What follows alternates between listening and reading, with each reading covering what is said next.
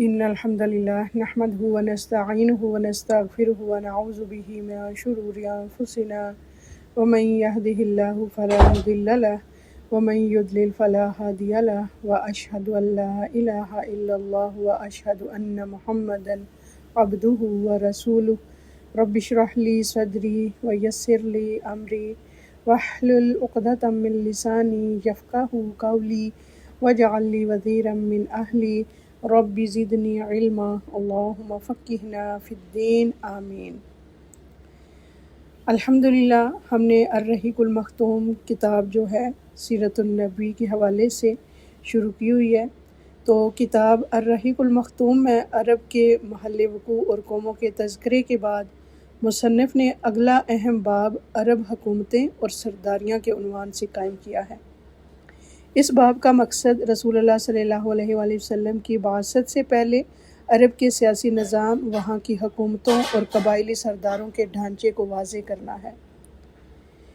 اس پورے باب کا جامع خلاصہ درج ذیل اہم نکات میں تقسیم کیا جا سکتا ہے۔ اس میں سب سے پہلے ہم دیکھیں گے عرب کی حکومتوں کی بنیادی تقسیم۔ مصنف کے مطابق مکہ میں اسلام کے ظہور سے پہلے عرب دنیا سیاسی طور پر دو بڑے حصوں میں بٹی ہوئی تھی۔ نمبر 1 تاجدار یا بادشاہ، یعنی وہ حکمران جو باقاعدہ طور پر خود مختار تھے یا کسی بڑی عالمی طاقت یعنی رومی یا ایرانی سلطنت کے زیر اثر حکومت کر رہے تھے۔ اور نمبر 2 پہ قبائلی سردار، یعنی وہ قبائلی رہنما جو کسی بادشاہ کے تابع نہیں تھے بلکہ اپنے قبائل کے خود مختار سیاہ و سفید کے مالک تھے، جیسے کہ مکہ کے قریش۔ اور دوسرے نمبر پہ عرب کی ملوک اور باقاعدہ حکومتیں، یعنی عرب کے سرحدی اور سرسبز علاقوں میں چند بڑی حکومتیں قائم تھیں جن کی تفصیل درج ذیل ہے۔ سب سے پہلے جو حکومت تھی وہ یمن کی تھی، یمن کی بادشاہت۔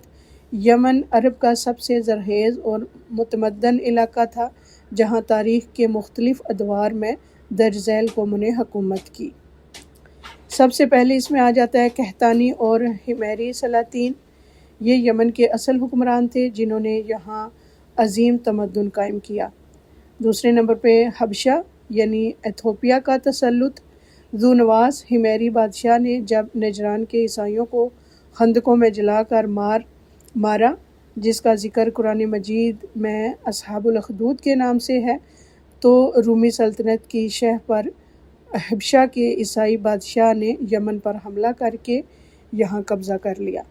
اسی دور میں ابرہہ یمن کا گورنر بنا جس نے مکہ پر ہاتھیوں کے ساتھ حملہ کیا تھا، یعنی وہ واقعہ فیل کے نام سے مشہور ہے۔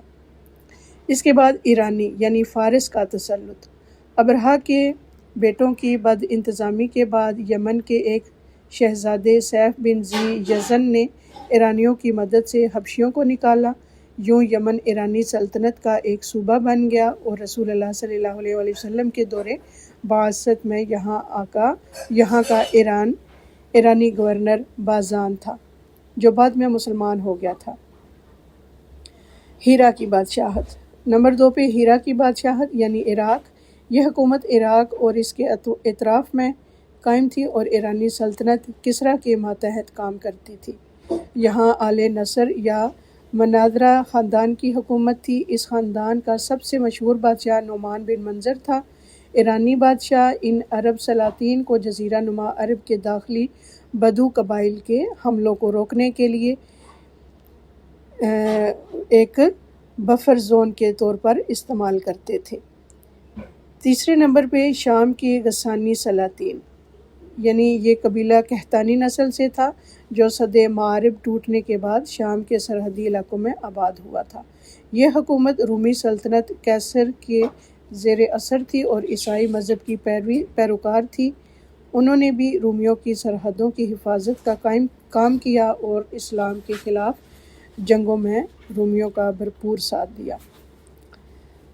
نمبر 3 پہ حجاز یعنی مکہ اور مدینہ کی سرداریاں اور نظام۔ حجاز کا علاقہ کسی بیرونی بادشاہ یعنی روم یا ایران کے زیر اثر نہیں رہا، یہاں خالص قبائلی جمہوریت یا سرداری نظام قائم تھا۔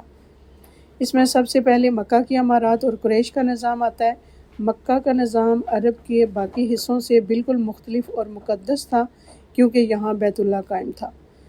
جرہم اور خزاع کا دور، سب سے پہلے مکہ میں بنو جرہم کی حکومت تھی۔ ان کی بدعنوانی کی وجہ سے بنو خزاع نے انہیں مکہ سے نکال کر مکہ پر قبضہ کر لیا تھا۔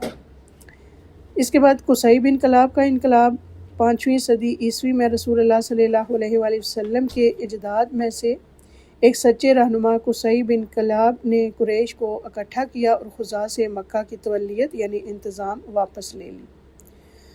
حکومتی محکمے یعنی عہدے، قصیب انقلاب نے مکہ کے انتظام کو چلانے کے لیے باقاعدہ محکمے بنائے جو بعد میں قریش کے مختلف خاندانوں میں تقسیم ہوئے۔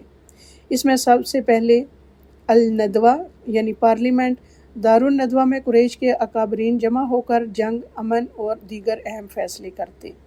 دوسرے نمبر پہ الرفادہ یعنی مکہ آنے والے غریب حاجیوں کی ضیافت اور کھانے پینے کا انتظام، اور تیسرے نمبر پہ السقایہ یعنی حاجیوں کے لیے زمزم اور پانی کا انتظام، اور چوتھے نمبر پہ اللواط یعنی علمبرداری، جنگ کے موقع پر قریش کا پرچم اٹھانا، اور پانچویں نمبر پہ الحجاجہ یعنی خانہ کعبہ کی چابی رکھنا اور اس کا دروازہ کھولنے یا بند کرنے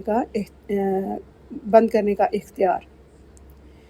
اس میں دوسرے نمبر پہ یثرب یعنی مدینہ کی صورتحال۔ مدینہ میں کسی ایک فرد کی حکومت نہیں تھی بلکہ وہاں 2 بڑے قحطانی قبائل اوس اور خزرج اور 3 یہودی قبائل بنو قینقاع، بنو نذیر، بنو قریظہ آباد تھے۔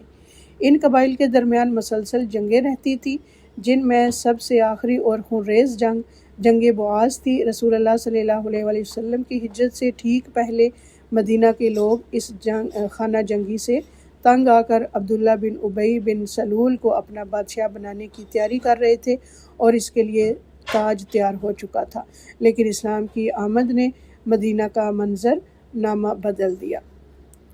چوتھے نمبر پہ عام عرب قبائل کا سیاسی ڈھانچہ۔ اس میں جزیرہ نما عرب کی داخلی صحراؤں میں رہنے والے قبائل کسی قانون یا حکومت کے پابند نہیں تھے۔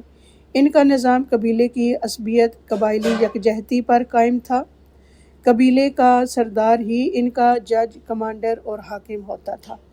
پورا قبیلہ اپنے سردار کے ایک اشارے پر مرنے مارنے کے لیے تیار ہو جاتا تھا، خواہ سردار حق پر ہو یا باطل پر۔ اسی وجہ سے پورے عرب میں معمولی باتوں پر نسل در نسل چلنے والی جنگیں عام تھیں۔ اس باب کا حاصل مطالعہ کیا ہے؟ یعنی خلافت الہیہ کی ضرورت۔ مصنف نے اس سیاسی پس منظر کو بیان کر کے یہ واضح کیا ہے کہ بعثت نبوی صلی اللہ علیہ وآلہ وسلم کے وقت عرب سیاسی طور پر مکمل انتشار کا شکار تھا۔ سرحدی علاقے رومیوں اور ایرانیوں کے غلام تھے، جبکہ داخلی عرب قبائل آپس کی جنگوں میں مصروف تھے۔ مکہ میں ایک منظم مقتدرہ یعنی قریش تو موجود تھی، لیکن وہ بھی صرف اپنے قبائلی مفادات تک محدود تھی۔ ایسے گہرے سیاسی اور سماجی خلا میں ایک ایسی عالمگیر الہی حکومت اور قیادت کی ضرورت تھی جو انسانوں کو انسانوں کی غلامی سے نکال کر صرف ایک اللہ کی بندگی میں لے آئے، اور یہ کام رسول اللہ صلی اللہ علیہ وآلہ وسلم کی بعثت سے مکمل ہوا۔ تو ہمارا آج کے سیشن کا ٹاپک آج کمپلیٹ ہوا الحمدللہ۔ نیکسٹ سیشن میں ہم اگلا ٹاپک لے کر آئیں گے۔ وآخر دعوانا ان الحمدللہ رب العالمین۔ سبحانک اللہم وبحمدک، اشہد ان لا الہ الا انت، استغفرک واتوب الیک۔ السلام علیکم ورحمۃ اللہ وبرکاتہ۔